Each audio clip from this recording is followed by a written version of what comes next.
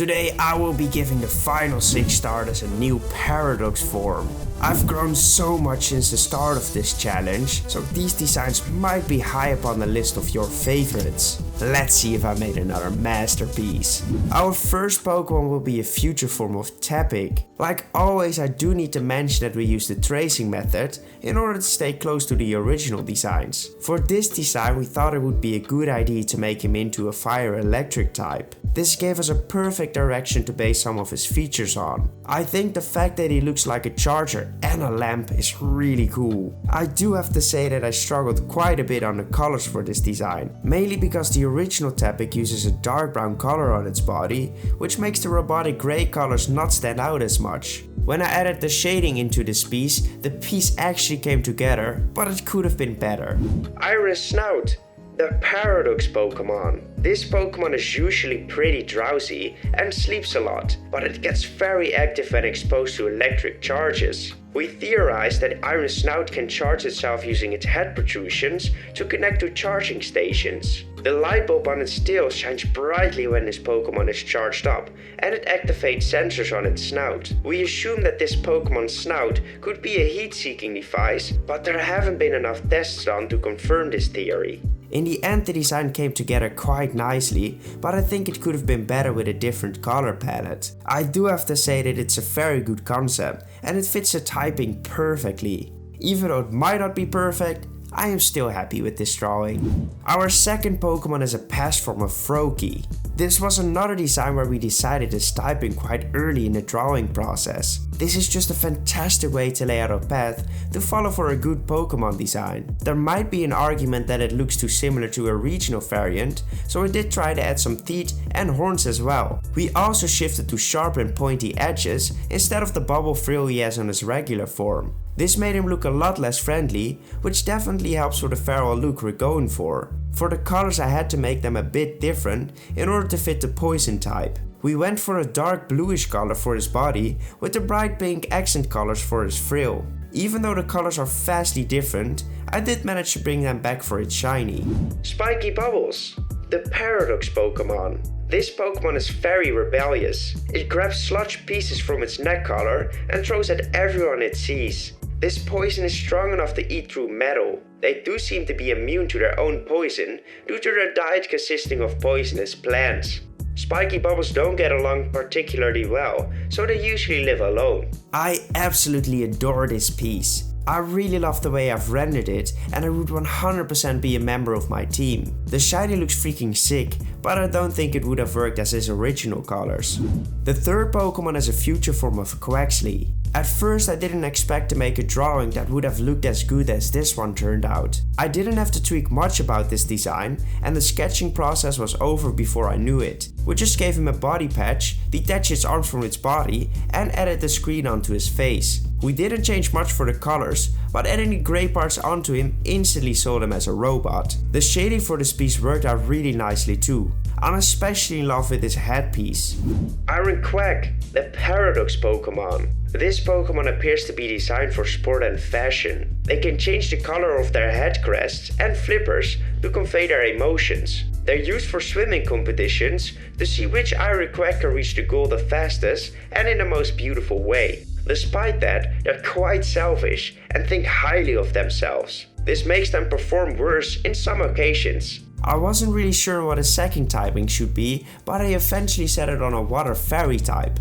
I just felt like his head crest gives a bit of fairy type energy. It's just such a good feeling when a future form comes out to look great, because that doesn't always happen. Our fourth Pokemon will be a past form of Bulbasaur. This piece is going to be different from all the other pieces we made so far. I decided to combine Bulbasaur with Mega Venusaur. I did this because they've done the same thing for Roaring Moon, and I thought it would have been cool to do it for one of my own Fakemon as well. We started out by figuring out that we'd make him a grass rock type, so we'd have a few more guidelines to follow. I did have to be careful I didn't turn him into an Ivysaur looking Pokemon. I achieved this by keeping the same aesthetic a Bulbasaur has, and we just changed his patches into rocks, gave him longer teeth, and added a Venusaur plant onto his back. The plant did needed some tweaking because it didn't look paradoxy enough. This is why we just made the leaves a lot more spikier and even added spikes on top of the red leaves. For the colors I would have loved to keep the same colors as regular Bulbasaur, but I just saw this Pokemon run around in the desert and I couldn't let that idea slide. Like I've said a few times before, sometimes you just need to let the rules go and add your own spice onto the design. I don't really care about the rules if I can make the design look better like this. Primordial Bloom, the Paradox Pokemon. This Pokemon lives around trees in Area 0, where it hides hoping for bird Pokemon to land on its spikes, as it mostly likes to feed on birds. Primordial Bloom is very aggressive against other Pokemon, but they appear to be nice towards humans. This makes them quite easy to train and catch, but when you use this Pokemon in battle, he can lose control out of pure rage. It's known for using very sharp rocks to protect himself and to harm others. This piece took me the longest out of all of them to make. I spent a whopping 3.5 hours on this one. I do think it was worth my time, because I actually really like this piece. It was definitely fun to try something different by combining Mega Venusaur and Bulbasaur, but I'm glad I've only done it once. Last video got us all the way up to 1750 subscribers. So could this one get us up to 1800? The fifth Pokemon is a future form of Oshawott. To keep my sanity in check, I challenged myself to make this under an hour. If I wasn't able to do so, I would have had to give 5 gifted memberships to my viewers and delete a shiny. Luckily, I went into full speed mode and I managed to pull it off. I think that this piece looks pretty cool and I wouldn't really know what else to do with Oshawott. I do want to give you guys another quick tip, which is use rim lights on your pieces. A rim light gives a bit of lighting to shaded areas. It could really help to make your pieces pop. Iron Shell, the Paradox Pokemon. Iron Shell seems to be a futuristic form of Oshawott. It appears to be a friendly Pokemon who likes to stand up for his friends.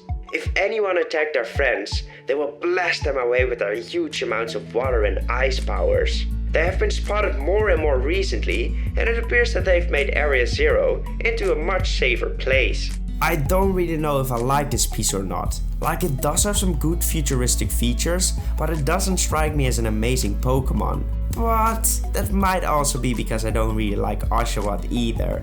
The last and final Pokemon we had to transform is Litten, and we gave him a past form. I wanted to do this one last because one of my viewers kept suggesting it, so I thought it would be funny to let them wait the longest.